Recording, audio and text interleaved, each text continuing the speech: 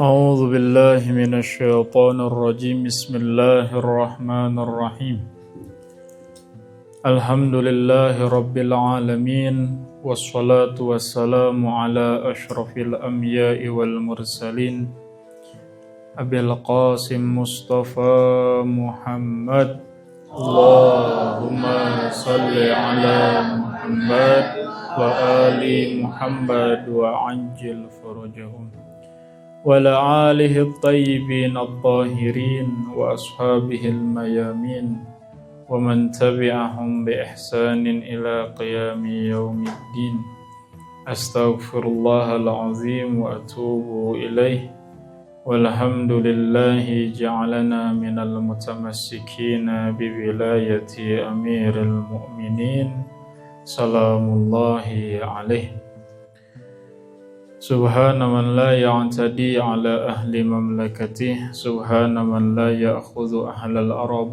بألوان العذاب سبحان الرؤوف الرحيم اللهم اجعل لي في قلبي نورا وبصرا وفهما وعلما إنك على كل شيء قدير أيها الحاضرون والحاضرات رحمكم الله السلام عليكم ورحمة الله وبركاته.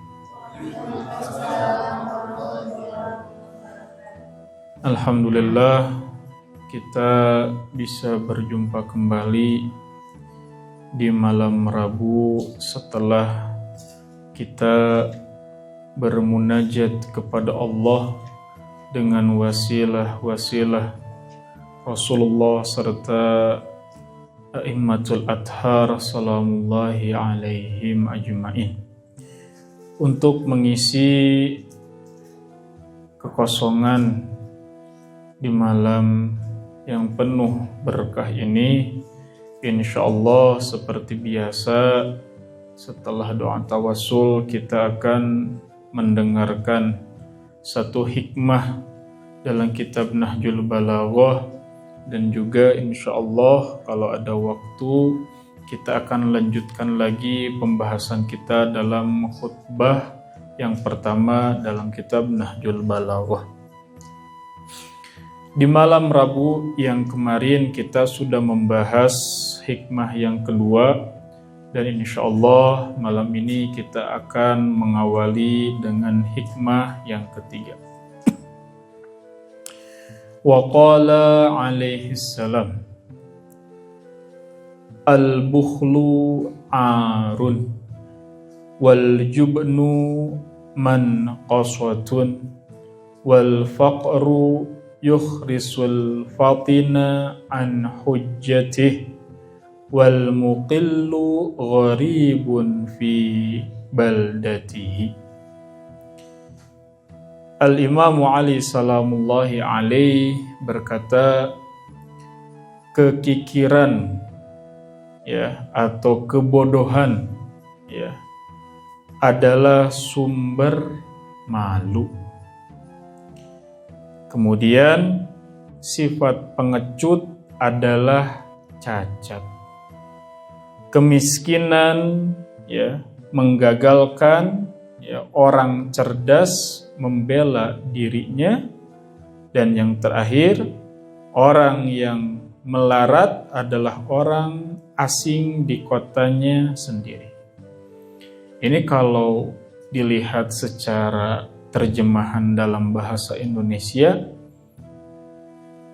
emang agak sulit untuk dipahami ya. Nah makanya salah satu kita harus tahu bahasa Arab ya, supaya apa? Supaya tidak terpaku dalam terjemahan bahasa Indonesia. Yang pertama ya, kalimat yang pertama al-bukhlu arun.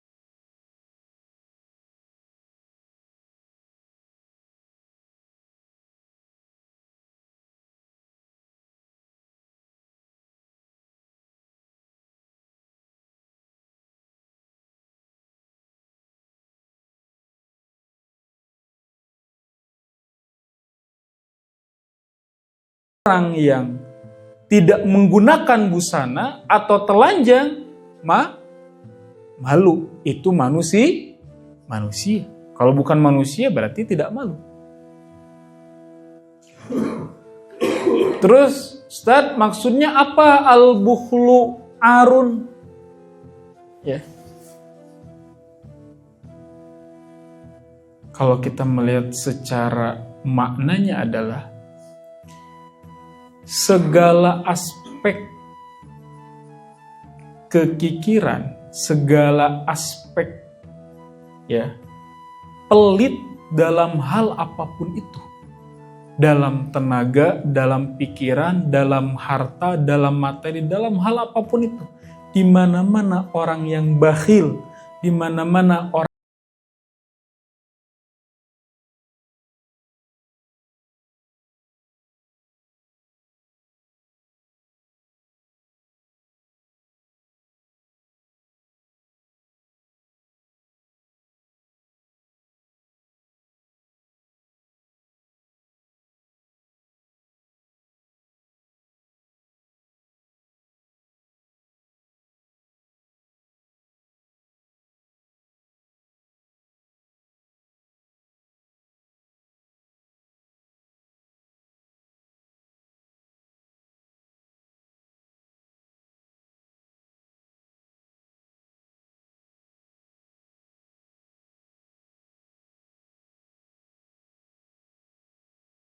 berapa? 50.000. Ya, ini secara umum. 50.000. Kita lahir enggak bawa apa-apa. Ada gitu bayi, ya, lahir ya dari rahim seorang ibu, karena ibunya pejabat, karena ibunya ratu, pas keluar misalkan bawa emas misalkan 5 kilo, enggak ada. Sekarang pejabat memiliki uang kuadriliun, triliun. Ketika meninggal anaknya, ketika meninggal dirinya, dibawa semua hartanya, enggak ada. Sekarang kata Imam Ali, al-bukhlu arun. Kekikiran, orang yang pelit, ya itu sedang membukakan sifat malunya. Ngapain? Kenapa harus pelit? Orang toh pada sejatinya kita nggak punya apa-apa. Ya? Apa? Apa yang harus kita miliki secara hakikat benar-benar harus dimiliki? Nggak ada. Ya? Jadi pada sejatinya, entah apapun itu kepelitannya, entah itu apapun bakhilnya, mau pikiran, ada yang seperti itu banyak. Ya, orang pengen pinter, ya, karena takut misalkan tersaingi, pemikirannya tidak mau dituangkan, pemikirannya tidak mau di-share. Makanya apa? Makanya tidak dibagikan. Ketika tenaga, dia tahu tenaganya kuat, ada orang lain membutuhkannya, ya, dia disimpan tenaganya dengan sendirinya. Tidak dibagikan tenaganya.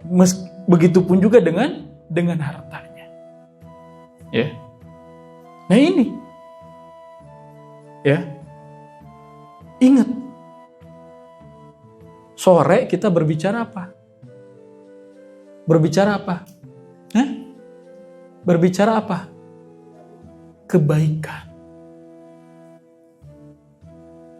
Asy-Syarif Ar-Rabi, ya, yang mengumpulkan perkataan Imam Ali alaihissalam dalam kitab Nahjul Balaghahnya mengatakan apa?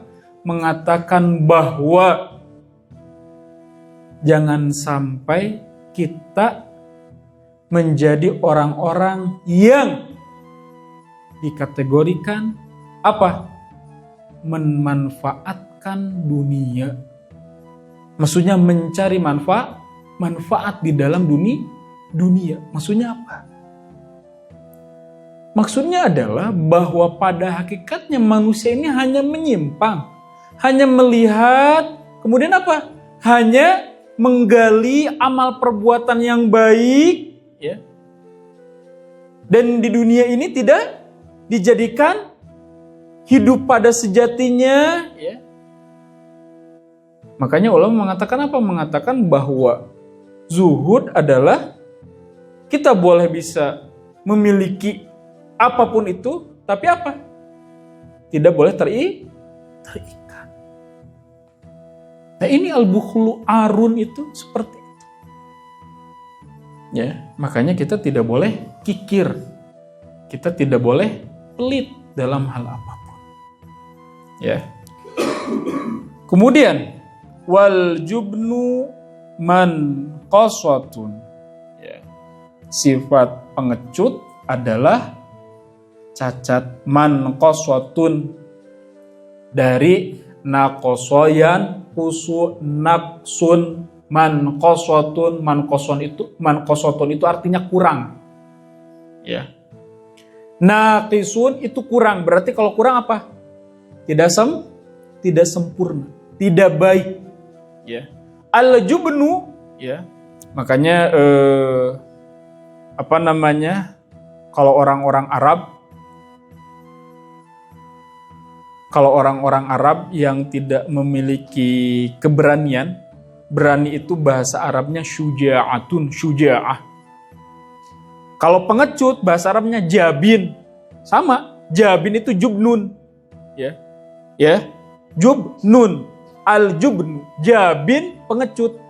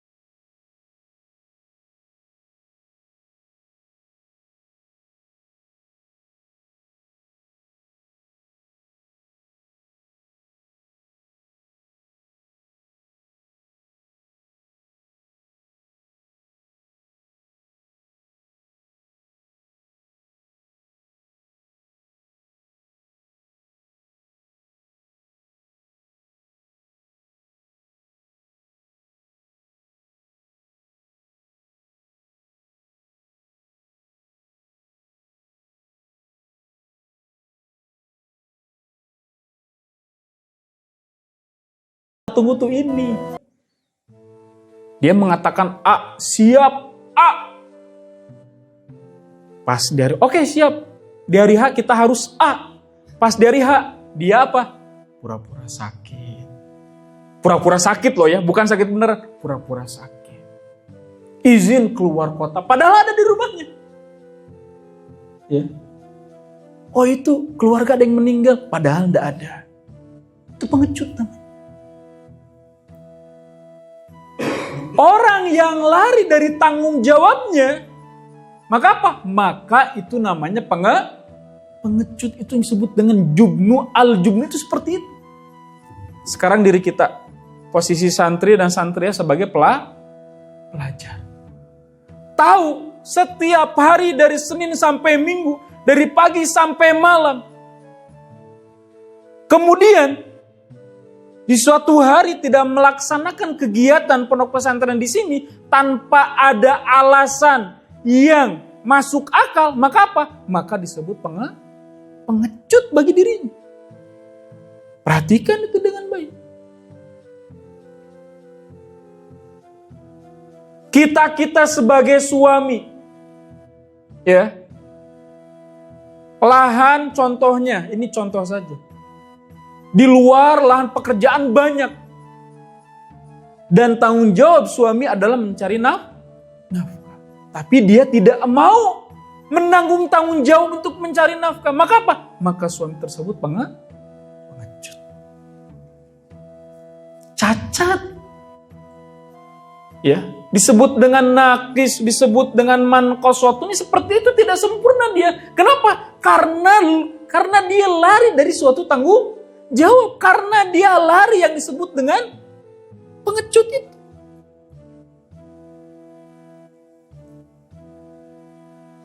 Maka dijamin, ini kaidah, ini yang dikatakan oleh Imam Ali alaihissalam kok. Orang yang pengecut, orang yang lari dari tanggung jawabnya, orangnya akan cacat. Cacat dalam artian bukan tubuhnya cacat, bukan. Apa? Orangnya tidak akan sempurna dalam hal apapun. Maka Imam Ali alaihissalam memberitahu kepada kita supaya apa? Supaya kita harus berkontradiksi, harus berlawanan dari kata jabin, dari kata al-jubnu. Itu apa? Kita harus syuja'ah. Ketika kita sudah ikrar, ketika kita sudah mengambil keputusan, apapun yang terjadi lakukanlah. Entah hasilnya mau bagaimanapun juga. Yang penting apa? Yang penting kita sudah memenuhi janji. Yang penting kita sudah mau bertanggung jawab. Ya, makanya kalau dilihat di sinetron gitu kan, antara suami istri. Kata istrinya, "Ndak apa-apa, ayah. Penghasilan sehari 30.000 juga, yang penting sudah apa? Sudah berikhtiar, berusaha. Sudah menggugurkan tanggung jawab."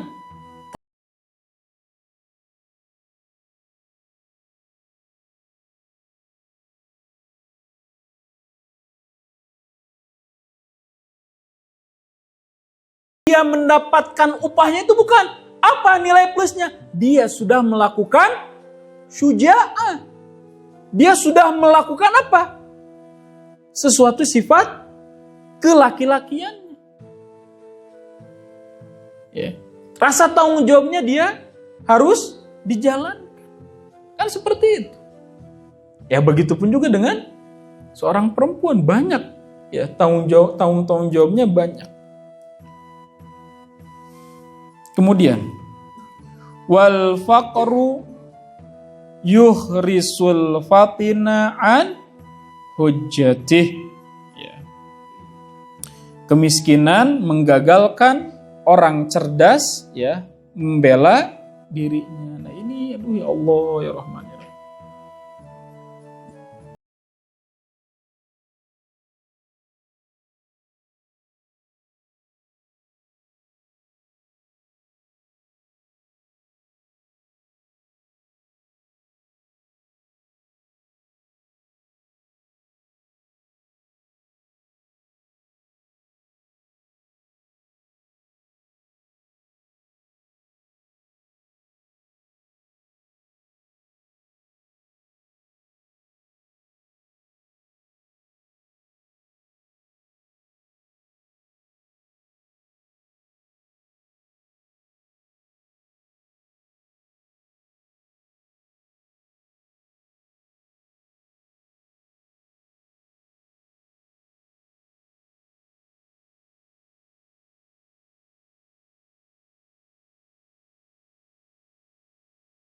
Dia akan gagal. Ya, di sini dikatakan dalam bahasa Arabnya apa? Wal fakru, ya, orang yang fakru, orang yang fakir, yukhrisul fatina. Yukhris itu artinya apa? Yukhris itu tidak akan menjaga fatin, ya, tidak akan menjaga atau akan mengagalkan. Fatin itu suatu kecerdasan, ya. An hujjati, dari apa? Dari membela dari diri. Maksudnya apa? Maksudnya kebanyakan orang kalau miskin, ya, jadinya minder. Miskin hati bertemu dengan miskin kaya, jadinya minder. Miskin pikir.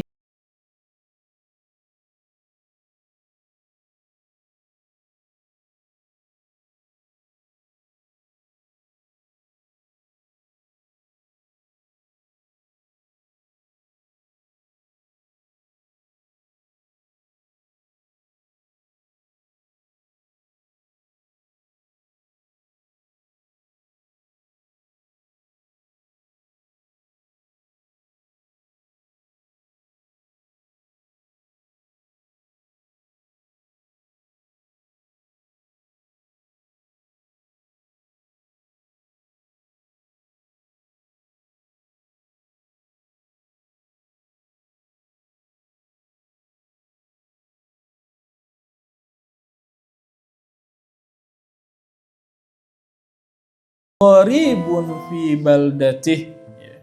Orang yang melarat adalah orang asing di kotanya sendiri.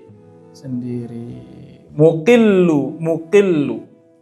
Orang yang melarat, ya, asing di kotanya sendiri. Orang melarat itu apa sih melarat?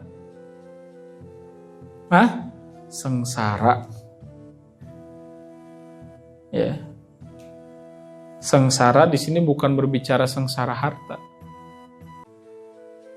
Ya. Kalau pikirannya sengsara yang setiap harinya suudzon, kalau hatinya sengsara yang setiap harinya iri, dengki terhadap tetangga-tetangganya, ya, maka meskipun dia lahir di situ, hidup di situ, merasa apa? Merasa lingkungannya seperti lingkungan asing.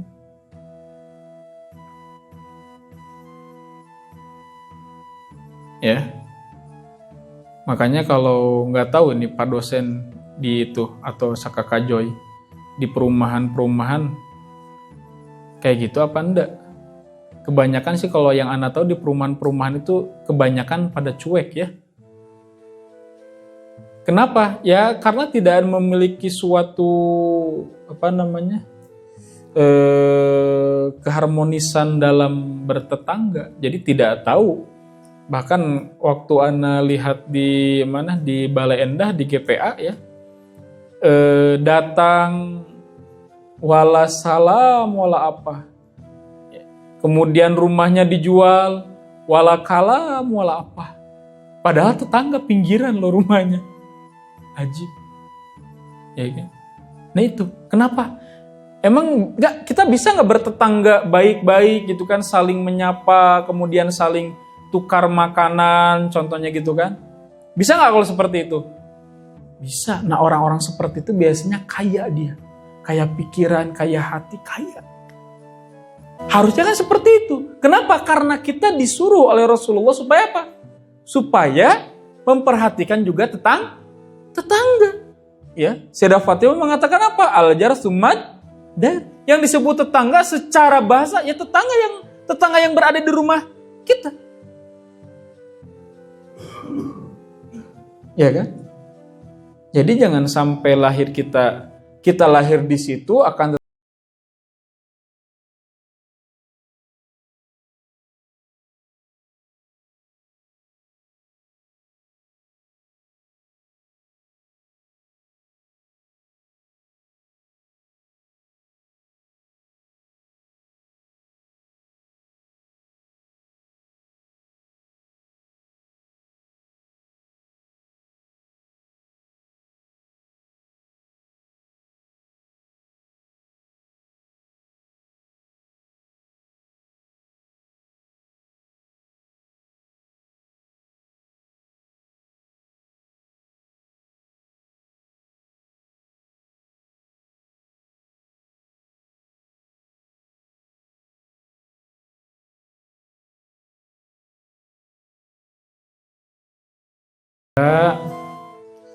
karena ada sesuatu yang harus cepat dikerjakan secara berjamaah. Jadi insya Allah meskipun sebentar di malam ini, tapi ada berkah dan juga manfaatnya. Insya Allah nanti Rabu depan kita akan lanjutkan lagi dengan khutbah ya Imam Ali alaihissalam. Akhirul kalam, wa'alafu minkum. Wassalamualaikum warahmatullahi wabarakatuh. Waalaikumsalam.